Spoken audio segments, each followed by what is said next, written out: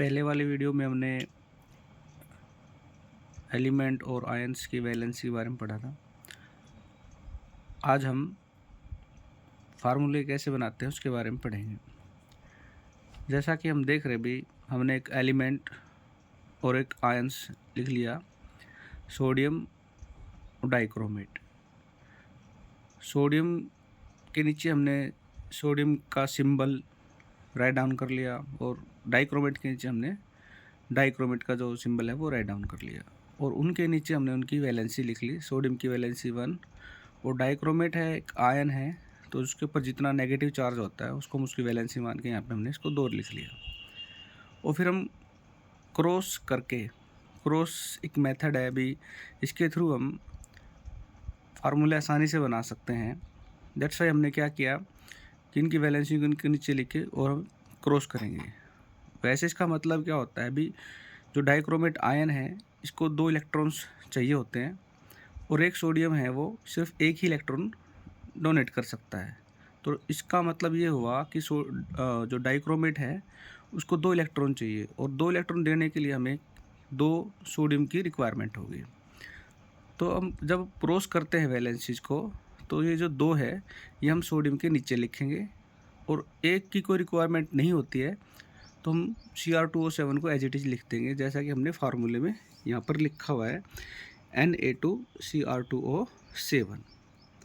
इसी तरह हम नेक्स्ट फार्मूला देखते हैं, एल्युमिनियम कार्बोनेट का है। यहाँ पे एल्युमिनियम की वैलेंसी हमने 3 लिखी हुई है और जो कार्बोनेट है उसको 2 लिखा हुआ है। अब कार्बोनेट में क्या होता है, कार्बन और ऑक्सीजन 2 एलिमेंट अलग होते हैं ये, और जब हम इसकी वैलेंसी ज़्यादा है तो किसी भी अदर एलिमेंट की और उसको उसके नीचे लिखेंगे तो हमें पहले इसको ब्रैकेट में बंद कर लेना है ताकि हमारे फार्मूले बनाने में मिस्टेक ना हो। तो यहाँ पे क्या हुआ भी, कार्बोनेट की वैलेंसी 2 है और एल्युमिनियम की वैलेंसी 3 है। 3 को हम यहाँ पे लिखेंगे और 2 को हम यहाँ पे लिखेंगे, तो उससे हमारा जो फार्मूला बन गया वो ये एल्युमिनियम कार्बोनेट का फार्मूला हमारा तैयार हो गया। इसी तरह मैग्नीशियम हाइड्रोक्साइड, जिसको हम मिल्क ऑफ मैग्नीशिया बोल देते हैं, जो एज एन एंटासिड यूज़ होता है। यहाँ पे हमने क्या किया, मैग्नीशियम लिखा, उसका सिंबल लिखा, हाइड्रोक्साइड है उसका सिंबल लिखा और मैग्नीशियम के नीचे मैग्नीशियम की वैलेंसी लिख दी, हाइड्रोक्साइड के नीचे हाइड्रोक्साइड की वैलेंसी लिख दी और उसके बाद हमने उनको क्रॉस कर दिया। अब मैग्नीशियम अकेला है क्योंकि यहाँ पे एक है तो मैग्नीशियम एज इट इज़ आ जाएगा, और हाइड्रोक्साइड है वो उसको हम ब्रैकेट में क्लोज करके और 2 उसके साथ में नीचे लिख देंगे ताकि वो हमारा फार्मूला अच्छे से बन जाए। ये हमारा नेक्स्ट फार्मूला है कैल्शियम कार्बोनेट।